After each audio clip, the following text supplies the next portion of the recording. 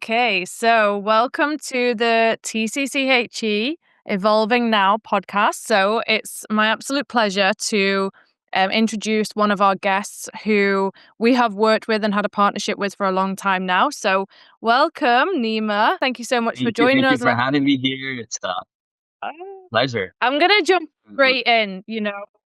I think our community know that we cancel out the fluff and we cut straight through the noise.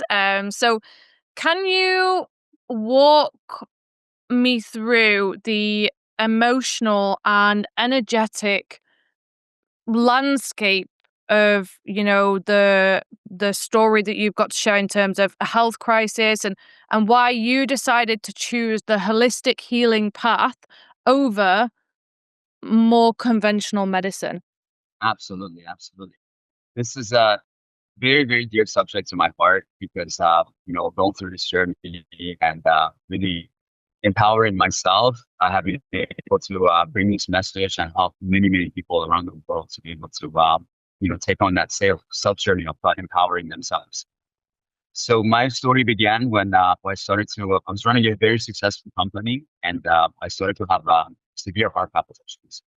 And I went to my regular doctor and they checked my EKG and they told me that I have abnormal EKG and they wanted to rush me to a cardiologist the same day. So I went to the cardiologist. They ran me on different types of tests, stress testing, shooting me with dives and seeing how blood is actually moving through my system. And after a while of testings, they had a meeting with me and they told me that I'd have to put a pacemaker. Otherwise, they didn't know, like how much longer my heart would be able to function by itself. And this wasn't a huge surprise to me at the time because, in my family tree, my father had to put a pacemaker at age 31. And my grandpa passed away at 41 from a heart attack. One of my cousins at 30 something years old passed away from a heart attack. Wow. So this is a curse in my family that like really my mission was to become a heart surgeon and to understand really like what is the function of the cardiovascular system and be able to help my family and of course many other people that were going through the same issues. So I was a very smart, very gifted person. When I was 19 years old, I got accepted to a gifted program at University of Florida that the focus was on cloning bacteria and working on that on genetic manipulations of different entities. So spending a full summer there and successfully cloning a bacteria at age 19, it really changed my mind of what is possible and what we're told and what is actually available to us to want to expand ourselves and want to explore to create different ways of helping humanity. So having that background, I was very set to go to medical school, but then, I was going to all the different meetings that we had in our pre-med program. And most of the meetings was drug interactions and like understanding like, the name of different drugs and meeting with different drug companies to have these interactions. And, my understanding of healing and like really helping people was completely different. I was, brought up in the Middle East, and over there, the way that they look at health and wellness is completely different. It's more about like how we work with our thoughts, our emotions, and what is going to bring us the best valuable information that we have to raise our vibrations to that level. Uh, that by raising the vibration, then everything that's lower vibration would automatically disappear.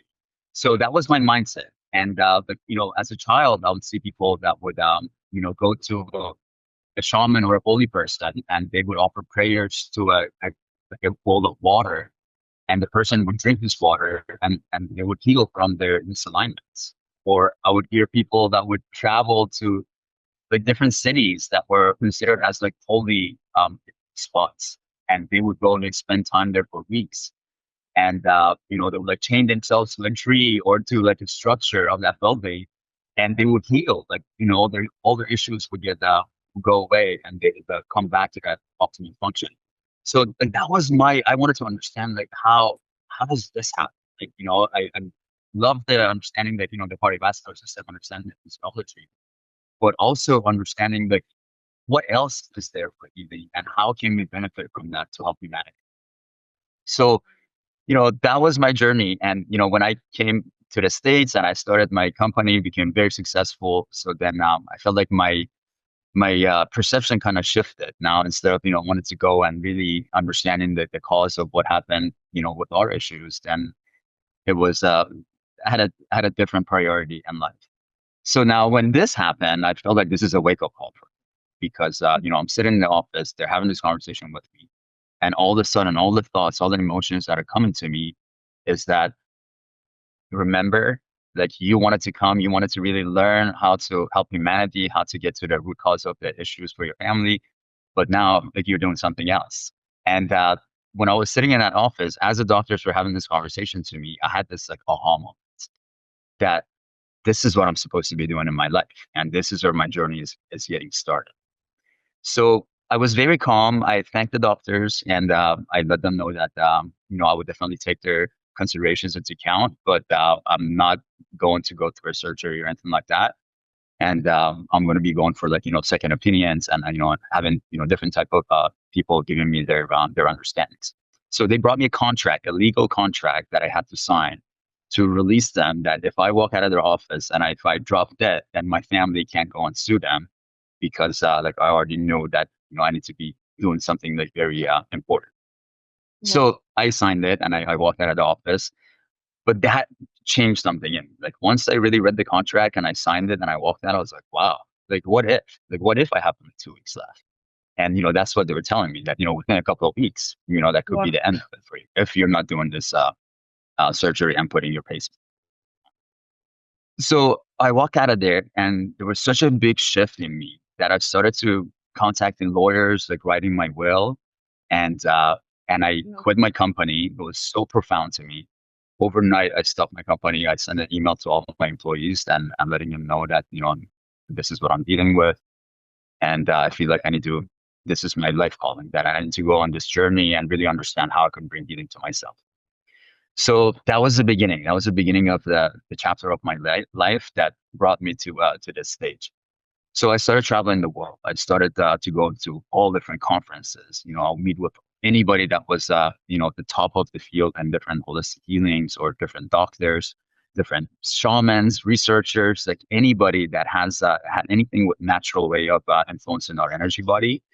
I wanted to be there. I wanted to understand and just absorb the information because, I wanted to take that chance first to, take the natural route before I had to go and do something invasive. So I was giving myself the time that, okay, I have this much time. That I know they gave me like a little bit of time, but, I believe source has the times, and nobody else can just come and give us the time. So Yeah. after going through this journey, it just became so empowering. And I just realized and I noticed that, when I'll go to like different meditations, I'll start doing breath work, I'll start going to like, Reiki sessions, sound healing. And I would notice the change, the shifts, the vibrations I would feel in my body. And like, like I'll get goosebumps all over my body and I'll get these like, yeah, vibrations moving off my neck into my head. So like I could definitely feel something is happening. But I didn't really have a way to want to actually like monitor and want to measure this change. And, being a scientist, doing a lot of work in genetic research. And after that, once I went back to school and I got my software engineering degree to really understand technology. And, that's what I believe, that through technology, we can help humanity and we can help, bring the health and wellness of humanity back. So, and when I was doing the research, I would see all the different technology devices that we're working with and how they talk to each other and how they can, like, make the job easier. So, like, it was such a amazing learning experience for me. So Mm. now coming back and having, the background being a software engineer and having this like really analytical mind, like, being a software engineer, we have our left brain that becomes very active, which is our analytical mind.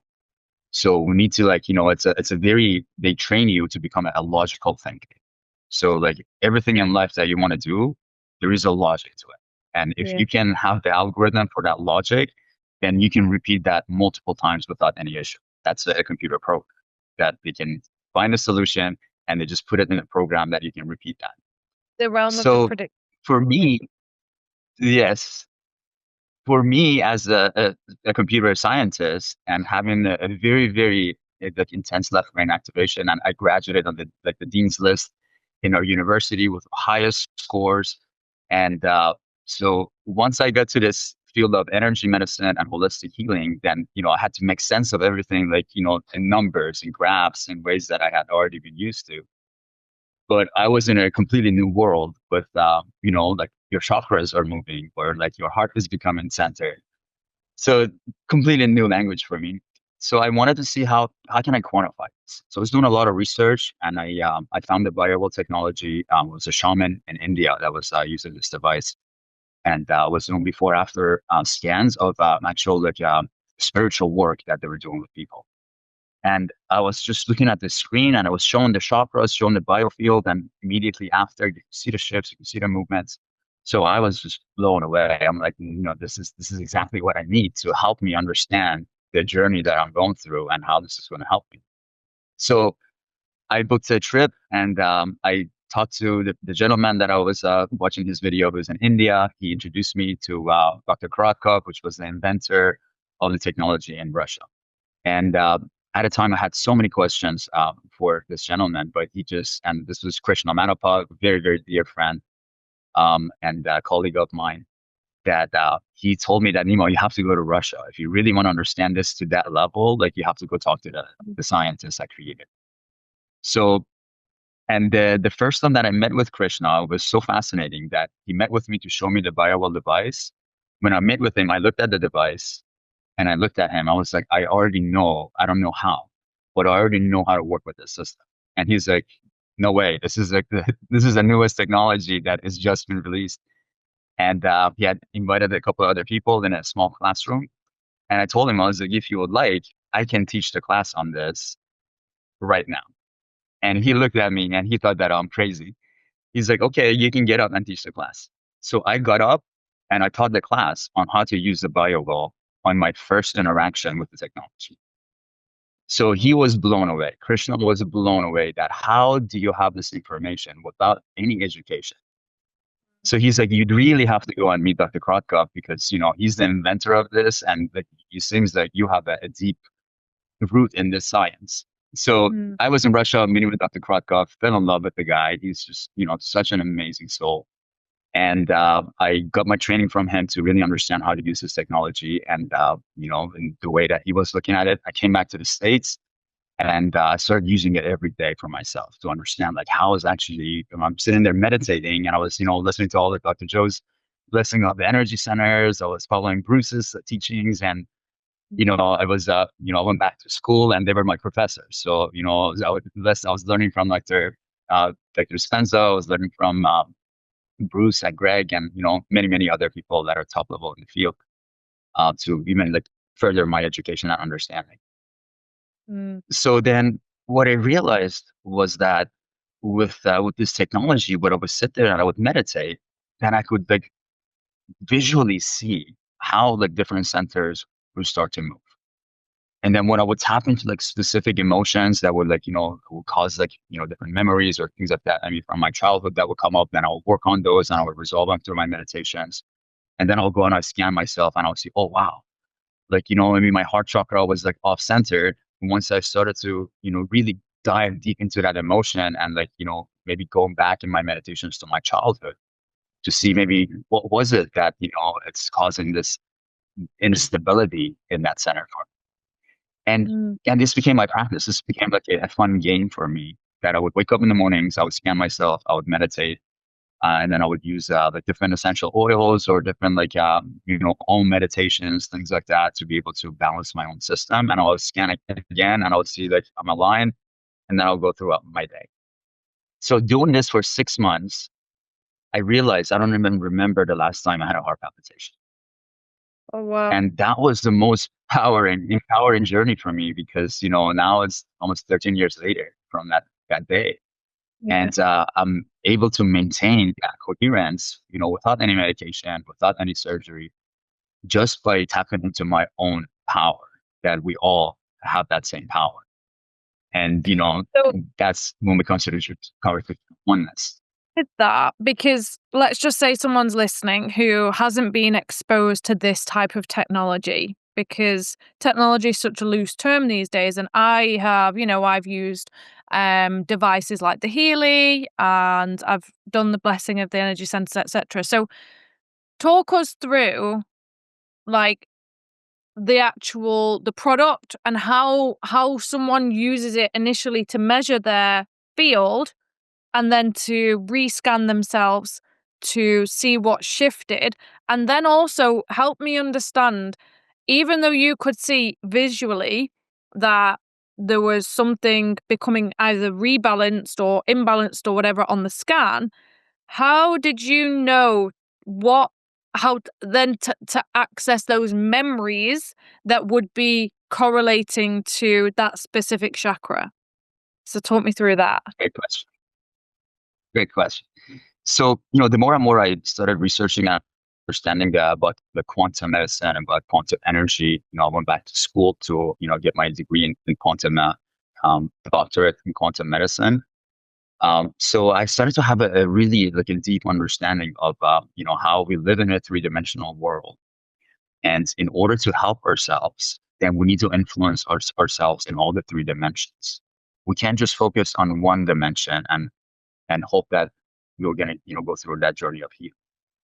So what are the three dimensions? And that's what I discovered was that, we have our physical bodies that can get manifested with different types of, ailments. It could be Wi-Fi, signals, could be EMF, it could be the toxins in the environment, or, the conversations or the thoughts that we have that are not resonating with us. All of this will have an effect on our energetic body, right?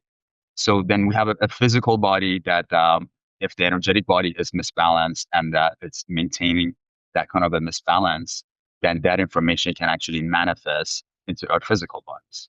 And in reality, if you really think about it, there is no physical or energy body because everything is energy.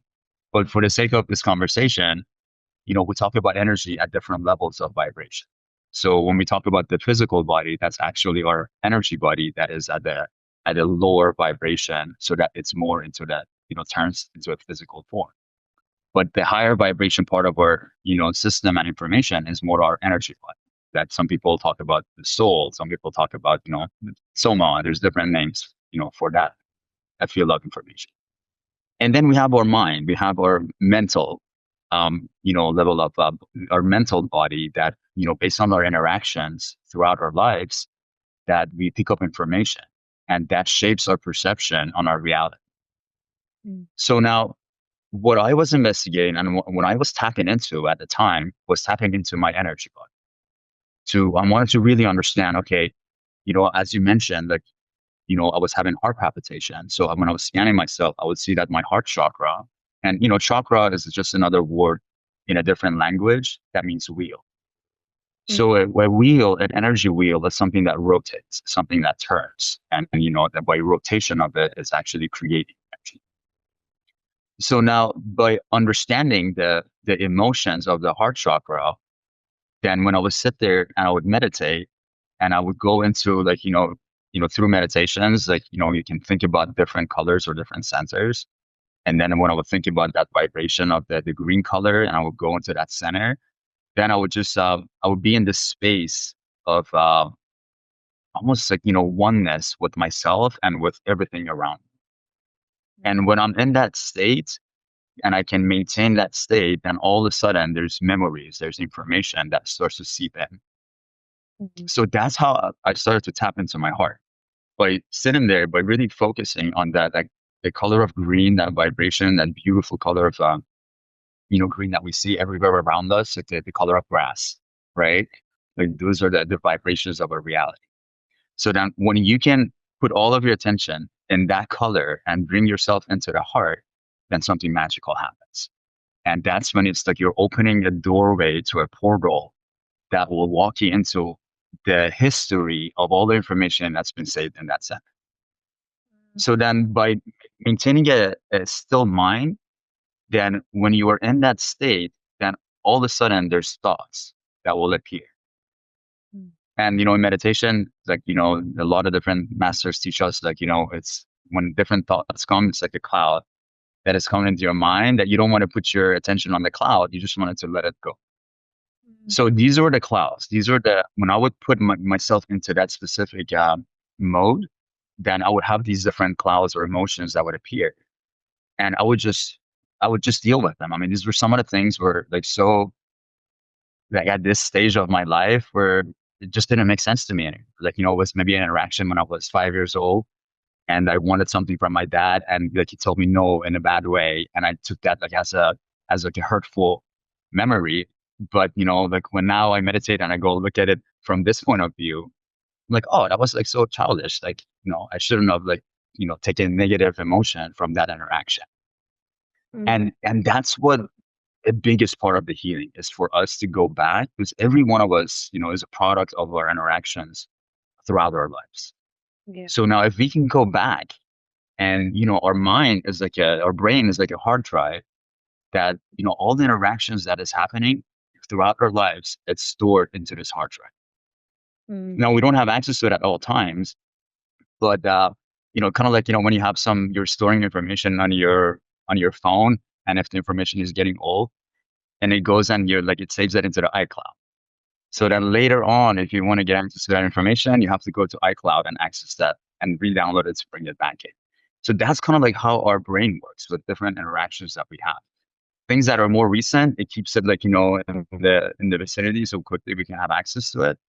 But things Yeah. that, based on when we were a child, things long ago, then they kind of like sit in a different area that through meditation we can actually have access to. Mm. So that's how I would do it. I would just sit there in that stillness, and I would go with the color, because the color is a frequency that will direct our attention into that intention. Mm. So then when we can maintain that, then it's like, you become inside of that world and you get to interact and work with that center. Yeah, it's interesting. A few of the things that you've mentioned there particularly interest me in terms of you mentioned intention and attention when you're in meditation, which I think is really important. And then, you know, I enjoyed how you talked about the clouds passing because so often people say, oh, I can't meditate. I don't know how to meditate. I'm always thinking in meditation. And actually, that's okay as long as you don't attach yourself to the thought and become the thought in that moment. And them clouds that are passing by, like you said, like at this, when you're at that level of mind, you can allow that to process. And I do believe that you're kind of allowing the emotion to not leave you. It's more alchemy, isn't it? Because, energy is energy and it exists, but we're allowing it to transmute in the process and raising the vibration of that chakra, that energy center that contains the memories with the emotions attached to them.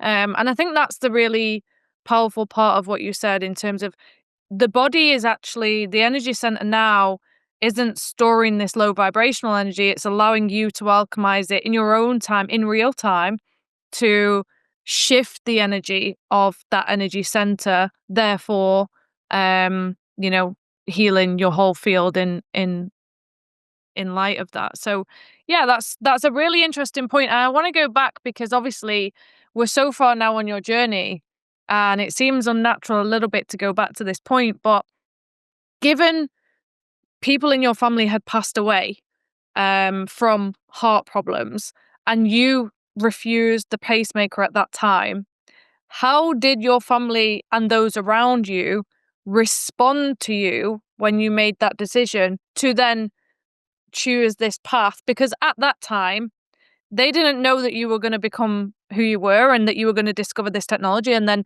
obviously show so many people how to heal and heal yourself. But at that moment in time, how did they respond and how did you bring them on that journey with you as well?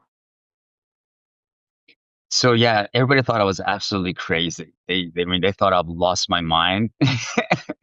I had my parents that would set me up different appointments with different psychologists to have meetings with them, have conversations just to see like what's going on with this kid. What's going on? Why is he all of a sudden has this like different understanding in life?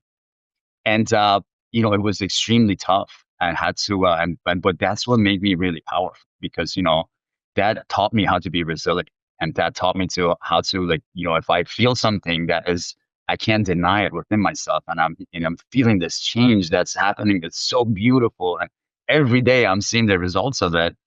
Then that's what gave me faith that, Mhm. this didn't matter. My best friends, like, I mean, a lot of people, like, they stopped interacting with me. A lot of my very close friends, they stopped interacting with me. They just thought that, yeah, I'm going down this path that I shouldn't be going. And the woo woo path or the energy path. And, my work was to be able to actually make sense of it. And what I did was that I doubled down and I tripled down. Everybody that came to me and said that this is nonsense, that gave me more power, that gave me more energy to even want to continue on my path because I just had this faith. I had this understanding that this is it. This is the way. And I would go to parks. I would grab the bio world. I would go to parks. People were doing sitting there like doing yoga or they're doing like different times of work. And I would just go and talk to them. Like, guys, like this is the science. This is what's available to you. Would you like to see what's happening within your system? And a couple of people would think I'm weird, but then one person would be like, "Oh, I'd like to see." And I would do a scan. I would have a conversation. I would show them before and after yoga what happened to their system. Now, the week after that, the entire yoga team would want to be working with me. And, Mhm. it just started this way of just going and putting myself out there and like truly not looking at myself as a separate entity than anybody else, but really like like a little brother that like sees like, his family needs help. That, like I have something that it's a solution. I know it's been helping me. I can help you. That was my attitude. And once people saw my energy and they saw that the vibration that I was putting out, then they wanted to be a part of it. People, there was something that there was missing. And like when I was talking about this, I could see this light just opening up in people's face. And I could just feel I'm talking to a group, and all of a sudden I would just see this light that starts to add into the environment from every single person just opening up. And Mhm. I mean, such a powering journey, such an amazing journey. I feel Yeah, very blessed to, be in that I realm. know when you talk about the early stages of what you were doing and that actually we can look at this as consciousness, energy and technology that helps us heal, absolutely, but we can't forget the fact that that requires a high level of entrepreneurship, and for you to choose the path of confidence and eliminating imposter syndrome or whatever it is, the criticism that you faced as you were choosing this path as well. And there's another powerful side to this whole process. And you mentioned there the science, and I know that a lot of our community they enjoy the science, right? And I think as humans, we all do because we like what's tangible, like you said, in terms of when you're software engineering and you engage your left brain. I think that's just, humanity in general. We engage our Absolutely. left brain in the three-dimensional reality.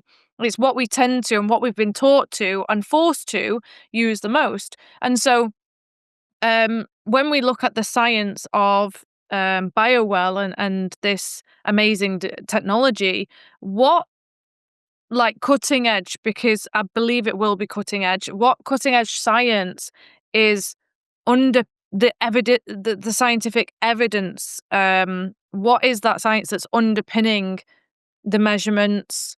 How you're looking at these patterns in real time, and how you're then understanding the data too, because it's all good having data, but there's also it requires an ability to analyze and understand the data that comes through the technology, and it's not the typical thing that gets scientifically measured in terms of our energy centers and our electromagnetic field, etc. So what is the science that underpins it? So the science behind the technology itself is based on Kirlian photography. And Kirlian photography is a technology that came around in the 1960s. That there was a couple, they were electricians, and they would go to hospitals and they would work on high voltage hospital equipments. And one day, just pure accident, they realized when they put one of their tools on one of these devices, the tool started to glow and actually like emitted light around it. So they thought this is fascinating. They wanted to like further investigate this to see how they could, recreate something like that. And they, after doing a lot of research, they were the Kirlian couple. That was their last name. And they created this photography system that became known as Kirlian photography. Mm. So these photography machines were just like a plate that was connected to a positive and a negative charge. And then they would have an electrode underneath. And any object that they would place on that plate and send a very small electrical impulse to, it would show this emanation of light around it. And this became like, a fascinating tool for a lot of hobbyists that they would, buy these cameras that put like a coin on there or put like a leaf, and they would Yeah. take an image of the energy that was surrounding these different objects. So it became really interesting when people started to actually take pictures of their fingertips, that they realized that, when the person is healthy and they put their fingers on these glasses and take an image, that they have a full um, emission of photons or light around their fingers that's very universal and coherent. But Mm. they realized that people that were diagnosed with different types of illness, and some of their fingers, when they were put on these glasses, that it wouldn't have that continuous full glow and it would be disrupted or missing information in some areas. Mm. So that's what led into doing a lot of research. Like the Krakow did a lot of research on this technology to understand look exactly what finger is connected to what system and what sector of the finger is a representation of what system around that vicinity. Mm. So then after, they created the software, now pretty much anybody can do a bio scan after they have a little bit of an education to be able to see how it's, their energy body is fluctuating or how energy is moving through their own system. So that was the science behind it. And, the more and more as, I told you, as my journey evolves and I grow, so that's what I really use for understanding and investigating the energy body.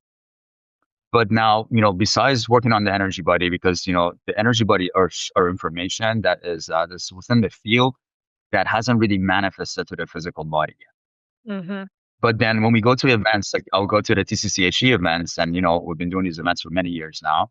And when we would scan people, like we would see them, yes, some people would have these fluctuations within the biofield. But because it's just, it was our first interaction with them, but we had no idea how long has these, misbalances has been in their system. Because usually if there's an energetic misbalance and we don't do anything with it and it just maintains, then over time it will manifest, because the vibration of it becomes lower, then we kind of like think like it's becoming more into the physical. But it's just like, when it's something initiates in the field, it's kind of like a higher vibration.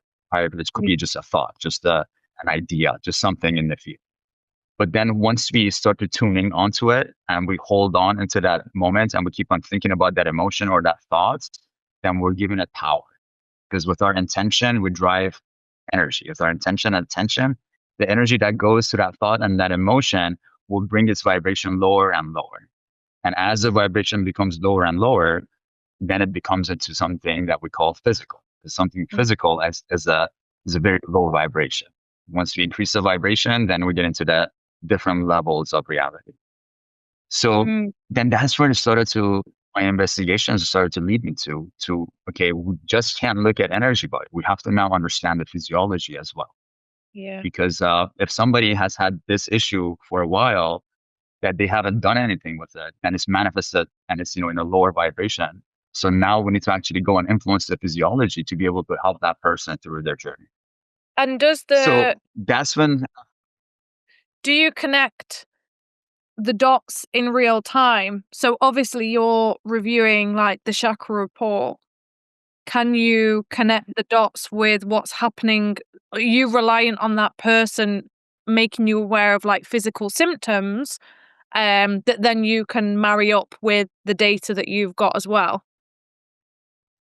exactly. So, throughout the years, and we have been blessed with, many other companies that have come on board to help us with the research that we're doing. So we have made a new partnership with an Italian company it's a biomedical research company that's all they do. They just do medical research with medical centers, and then they use that information to create technologies.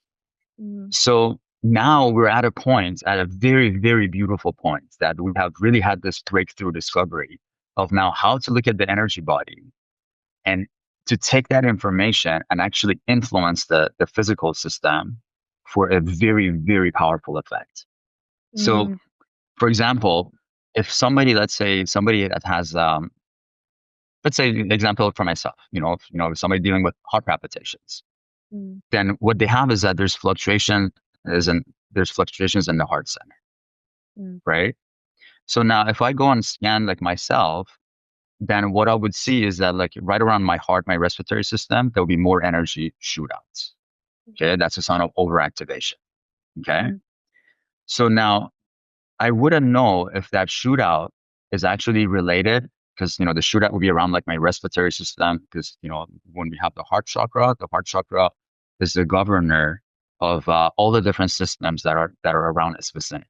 So our lungs, our mammary, ladies' mammary glands, all the other systems that are in these areas, that's what the heart is governing. So now when we look at somebody's scan, now we see that there's more energy there. This could be two different things. This would be either a person, maybe they're a smoker or they have maybe mold in their environment that's building up into their respiratory system and causing that overactivity. And that overactivity that has a physical initiation point then can lead into, making the system to go out of coherence. But mm, now that could also mean that the person could have emotional issues. Maybe, a lot of cases we have children that have, especially if they've been adopted or, there's cases like that that's been going on. They don't have that family love and they're missing that love in their life. mm, So now as they're going through life, then it's just that center is low energy because they don't have that enough energy to want to amplify. mm, So then when we look at the scan, then I can look at the chakra. If I look at the heart chakra and if I see the heart chakra is perfectly centered, then that will give me information that, okay, like this issue is not more on the energy body. This is more on the physiology of the person. right. But if I go look at the chakra and I see the chakra is moving a lot, it's not in the center and it's moving, then that will give me information that, okay, no, the initiation cause of this issue is more on an emotional side. Mm, So then see, that's such a powerful way of looking at this and that being able to separate people that have actually like mold and they have actually like like toxins in their environments and people that are dealing with emotional issues because mhm, if that person, let's say they develop, god forbid, something, one of the c words that we don't like, and if they want to deal with that, then it's like, okay, do you work on the physiology and remove toxins? That's what they usually do, right? yeah, But if you don't take care of the emotion cause of it, yeah, then if we can even fix the physiology, then because that emotional part is still there, then it's going to lead into chaotic information again. So that's how we can look at, okay, what is the initiation cause? Is it emotions? Then we need to work on the emotions first to resolve that. And then we come to the physiology because now the physiology of the person, maybe they've been dealing with this since they were 5 years old. It's really degraded. So like when we look at the physical charge of the system, how Dr. Tennant says health is voltage. When mm, we're holding on to these negative emotions for a long period of time, it takes the voltage of those systems down. So now, mm, even when we come and we release those emotions and through psychology work on ourselves and we put that out of our system, now we still have to go and work on that system that has lost its voltage to actually charge it back up. Kind of like your cell phone. You mm, use it and then you got to charge it back in to get it recharged. mm, So those are the different ways now that we're actually using to looking at the person in a very, very deep way to see, okay, do we need to focus on emotions with this person or do we need to work on both or just physiology? And then once we take that path, we're getting so many powerful results now of like mm. within a few weeks, the people with severe issues, we're able to bring them back into that level of coherence. Wow. Yeah, I think, could I ask a question then, just based on that? If the issue is based on their environment and it's based on toxins or chemicals, if you work on the emotions and still continue to alter the vibration and frequency of your cells, can they change the frequency and vibration of the toxic chemicals in your being? Because I look at that and I think, if your cells are vibrating at the highest possible rate anyway, even if you're in a toxic, chemically dangerous environment, or let's just say it's mold, the emotion being so elated can actually cancel out the chemical reaction, therefore the physical Absolutely. reaction that you're having. Absolutely. And we have that power. And, Yeah. that's what Joe's work, that's what a lot of other scientists that, we've proved that with the power of our mind, with the power of intention and maintaining that, we can make anything possible. Yeah, but what's great But the about what you question have, is, sorry, I think there's a little lag there. I think what's great about what you have is the ability to monitor and measure in real time. Because I could work on any chakra and energy center I want all day. I could be working on my solar plexus and really there's something going on in my throat. And how am I to know? Because I'm not measuring and I'm not monitoring. Whereas you are giving people the freedom and the empowerment and the liberation to pinpoint exactly what it is they do need to put their attention and intention on. And then they've got a higher possibility and potential to heal. Um, so yeah, that's interesting. How are you incorporating AI into all of this?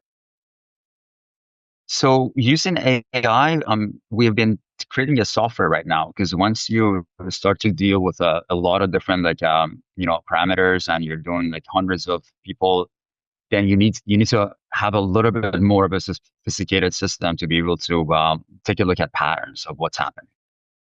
So now what we have done is that we've created a software, being a software engineer and having all this research now. So I have created our own software that will take in multiple data points from different technologies.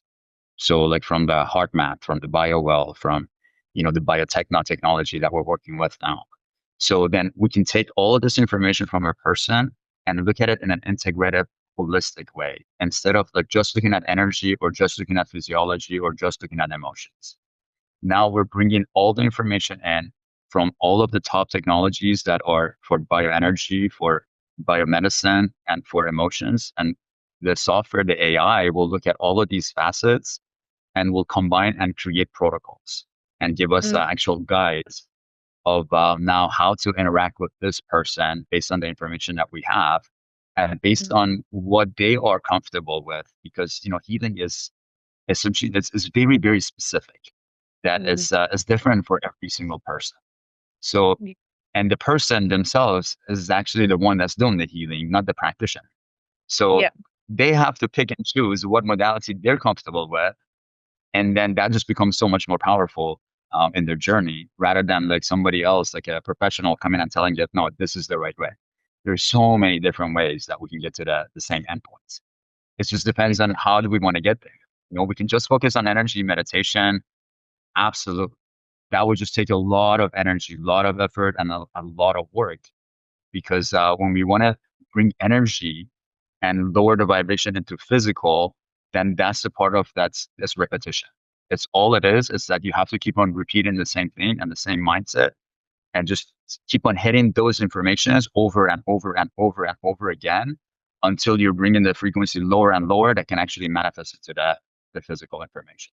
Yeah. So somebody that has time, that can sit there and I can do that, absolutely they can reach that through meditation.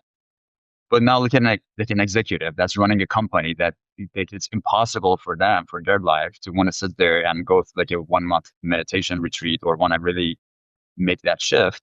So then, we have solutions for that person also. We can work on their physiology to, alleviate some of the low level chronic inflammation that's going on in their system, that's, taking away from their concentration and focus. And by putting those away, we're giving a person a chance to now still be able to work on themselves energetically through meditations. But, we just take that hardship out of the way. So like they don't have to punish themselves as they're going through this healing journey. Mm. So there's all different ways for different people, but then again, it just depends on the person and what they believe they need to go through in order to get to that healing journey. So Yeah. that's why, the consultations and the sessions that we have with people are extremely important to like really understand them and provide a solution that's going to resonate with their reality. And that's what becomes really powerful. Yeah, I think that's amazing because that's really empowering to the person themselves. We live in a world where, hate to say it, but many people claim to be the healers or the shamans, and you know, it, in my opinion, it doesn't just take a quick certification over a weekend to become that. And then also, we've got this false ego that comes with that. And the person who's being healed feels powerless and they're giving the power away to the healer. And actually, the dynamic is that the healer is just the channel and holding the space and opening you up essentially to what's possible, but you're the one that's being receptive to whatever it is. And so in that process of empowerment, you're allowing them to choose what resonates with them from a modality perspective. And talking about modalities, and different ways to bring that into your life. I'm familiar with your experience. You've done some journeying yourself. Like you said, you went to Egypt, India, like probably Peru. And in those spaces, they all tend to have different and traditional and cultural, like ritual processes and ceremonies, etc. Um, Will you share a story of where perhaps you've also brought in like a traditional ritual or a ceremony or something like that for your healing journey, or even advise that or recommended it too? Where you're bridging that kind of ancient wisdom and traditional wisdom, and ancestral wisdom with this newer technology and merging the two. One of the most powerful, modalities that I experienced myself that I'm still researching, but it's been an incredibly powerful system for me to actually diagnose myself using my own system, and then to be able to actually treat myself using my own system. So I, when I started doing really get into deep meditations, it would get like at times I would separate my body and I would become one with my surroundings, and like this could be a few hours. And once like I wanted to come back to my body, I wouldn't know how. Like it was such an amazing, empowering like feeling of oneness that we can really tap into this field and become one. So now, one of the most powerful ways that I got during these meditations that I was doing, all of a sudden I would hear this voice almost like come to my throat, and like I'll be like, okay, what is this? And I'll open up my mouth and be like Wow. this sound of Om that would just come from deep inside of me. And I would sit there and I would investigate. I would just go with it, because like in meditations, when you're there, you just want to go with what comes, and you want to, like, you're tapping into your ancient self. That's like, what I was experiencing. And what I realized was that when I was doing the Om meditation, if my body was aligned, then when I was doing the Oh, then it would be just beautiful, coherent frequency that I would be emitting. But that some days, as soon as I go, oh, then my sound will be like, and there's like all these like vibrations into that Om, and it wouldn't be like a very like a beautiful sound with, one frequency. So then I started to go and do my biowell scans when I was doing my Oms. That was a little bit like there's more fluctuations. And then when I would do my scans, that I would see that there is more fluctuations in my chakras when I have more variations in my Om. But when I could really hit, and I would practice that. So at first it'd be like, whoa, and then I would sit there and I'd be like, repeat it, repeat it, repeat it, to the point that I would just perfectly hit that frequency and be able to Wow. maintain that. Mm. And once I would hit that, and then I would go scan myself, oh my God, like I would add 10 joules of energy to my system by doing like a 10-minute Om meditation. And Wow. then all the systems that were misaligned, as I would keep on repeating the Om meditation, like the sound of frequency of my inner self would bring everything else back into alignment. And as soon as I could hit that perfect Om, then I knew that like the orchestra within my system is so harmonious and everything's working so beautifully together that now I can emit that beautiful frequency. So like that was one of the most powerful journeys that I had through my meditations about Om meditations. And Wow. I just started doing Om meditations and just people would just, gather and they would get, powerful, like, chips just from the Om that would be emitted. And we did this research we were in Egypt. We were there, we were sent there from Gaia TV to go research on the pyramids. And we were in the King's Chamber in the Giza pyramid. That the King's Chamber is this big, like a square looking room that there's this huge granite walls all around it, and you're just like in one enclave, enclosed that area. So I think it was around 20, 25 of us that we had a private tour that we're doing like, doing a lot of research there. And when we were sitting there, all of a sudden, some people have started to do their own meditation. And the room, the way that it was like, you could, like the sound would get vibrated to the walls and it would just kind of like echo in the room. So it was like a really, really cool environment. So as they were hitting the ohms, like when I hit my ohm, I usually go a lot higher frequency than like anybody else that I've heard because, I've been practicing it for a very long time. So as they were doing the Om meditation, it's just this energy came over me that I need to like get into there and I need to like kind of like raise that frequency. So I started doing the Om with the group, and I started doing the Om, the entire room kind of like started to like vibrate. And as soon as I did my third Om, there was an entity that appeared in the room. And one of the channelers that was with us, all of a sudden this energy went through her and she started channeling and just like bringing so much powerful information and sharing it with everybody that was there. And it was just like such an empowering experience. And after the session, we're having a conversation. We're like, what happened? And like, I was in a mode. I didn't really know what was going on. But they were like, Nima, when you started doing your own, the way that the energy in the room like increased so much that they felt like a portal opened. And people were telling me that they felt like the walls in the room disappear and all of a sudden they were like floating in the air.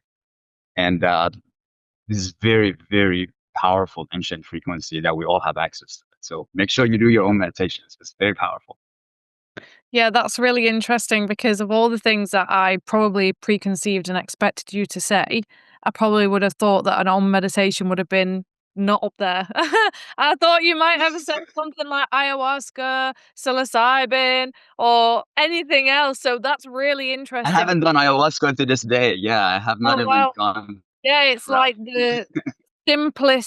the simplicity of an Om, yet how incredibly effective it is. Yeah, I that's mean, that's the the thing. sound of the universe. Yeah.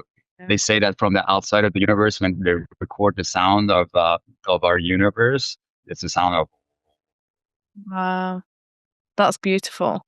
Um, why do you feel that, you know, this isn't conventional medicine? Why, even at this point, when there's so much evidence of natural holistic healing, people altering their physical bodies in a matter of weeks, healing terminal cancer, chronic illness, diseases. Why do you feel it's not been a part of the mainstream conventional medicine structure yet? And I say yet because I've got hope that it will become mainstream. Definitely, it is. Yeah, it is becoming mainstream, and through the research that we've done in the years, like Reiki, before people would just think that's it's like woo woo. Now you have insurance companies that are paying for Reiki services based on all the research that we've shared and all the work that we've done. So I mean, that's why we're doing the work that we're doing is in order for everybody to understand about that we have other options. Yeah. And one of the reasons that this is not mainstream yet, there's a few different reasons. One of them is that because of the business model, that the whole or allopathic medicine and the field that's not really designed to want to heal people. That's designed to help people. I mean, I have utmost amount of respect for today's medicine because I mean we've saved billions of lives using today's medicine, but you know everything has its own place. And as I spoke earlier, it depends on the person. If you have a person that believes they have to take a pill and that pill is going to help them heal, then for that person, that is the ultimate healing modality. Mhm. But now if you have somebody else that is, working on themselves, that they're increasing their understanding about their reality, and now they have a different perception on their reality, then yeah, of course, for that person, that pill is not going to do anything anymore because they're way past that information.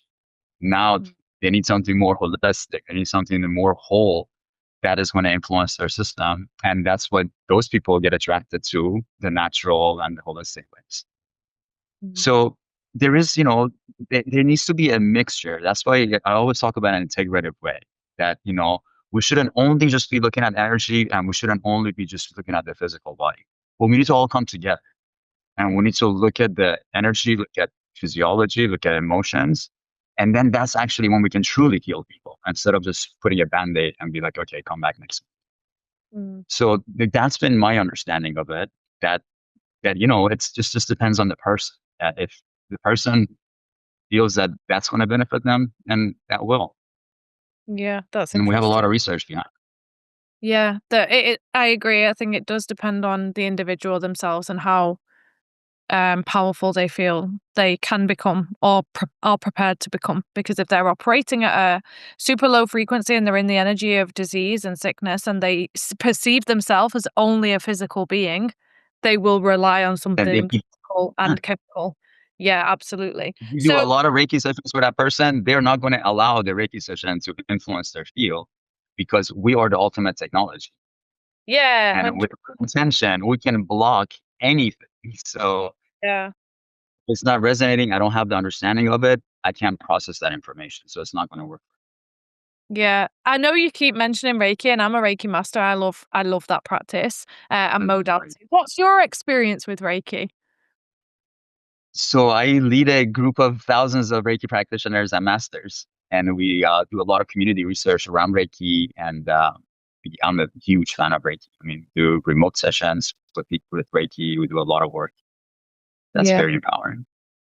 And I know Reiki is traditional and come from Japan, and I know the origins and history of it. But when you look at a lot of other energy healing modalities, for example, Dr. Joe trains coherence healing, Lynn McTaggart trains the power of eight.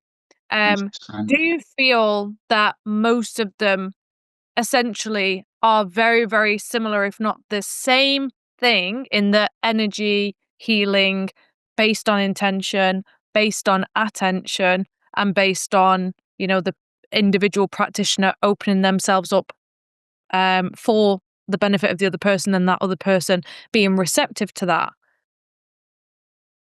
Absolutely, because when we're talking about different energy healing modalities, what we're talking about is quantum physics. Yeah. So we have Newtonian physics that was created for anything that has weight, that gravity can actually apply to it and have an influence on it. And we have quantum physics for anything that's weightless. Yeah. Like, if you take a feather or a neutron or a proton and you throw it, there's no way you can use Newtonian physics formulations to want to calculate displacement, Yeah. right? Because you Uh, throw a feather, you don't know. It's going to go left, right, up, down. It's going to have a mind of its own. And that's a quantum field.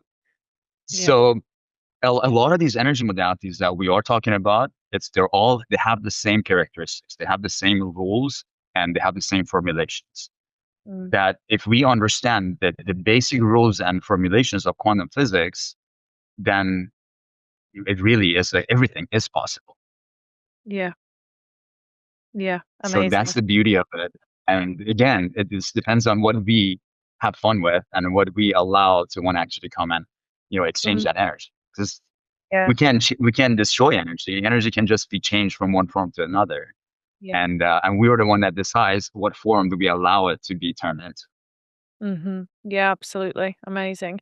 And just as we begin to wrap up, then I just have a question, and that is, what is your vision for Gaia Healers, for this technology, for the future of the technology that you're rolling out, and for humanity?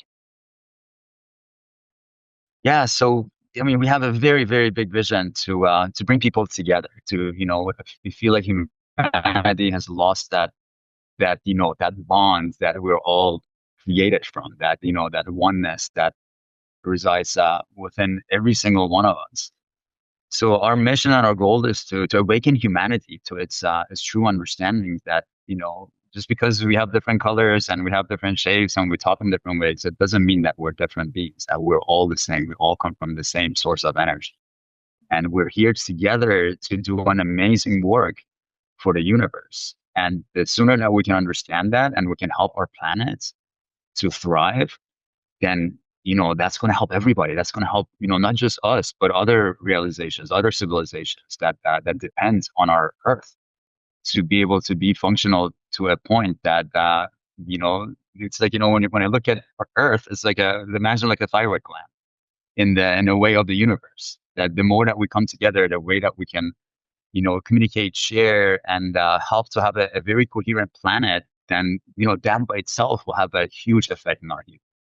Because if our planet is hurting, if our planet is not in a coherence mode, then we are the product of our planet. And by those misinformation, by those chaotic informations that gets produced with wars, with all of these things that we're experiencing lately, like that has a direct influence on every single one of us. So our really goal is to bring everybody together to like truly feel and go back to that point of oneness, community, and really like helping each other thrive and have a beautiful experience here. So at Gaia Healers, we're creating a wellness franchise that is a a decentralized wellness franchise. That now we have very high level doctors, scientists, researchers in our platform that are creating protocols. And this is a global initiative and movement. We have doctors from Italy, from Brazil, from here, from all over the world that are helping us to put this system together so that, this knowledge can be shared all around the world and everybody will have access to it, not just, a few people in the States or places that are, talking about these beautiful conversations. Amazing. Oh, well, thank you so much, Nima. It's been great catching up and helping our community understand more about you and your story and the amazing work that you're doing. And yeah, I think we're going to look forward to what's to come because I believe that the most amazing work and the most impactful is still yet to come, and it's happening and is still to happen. And it's happening. All of us are doing it together. Yeah. That's why, I love the work that we're doing with TCCHE and the amazing work that you guys are doing to bring people together and really create community and, raise the planet's vibration. So thank you guys. Thank you for the amazing work that you're doing. Absolutely. That is the mission. Thank you.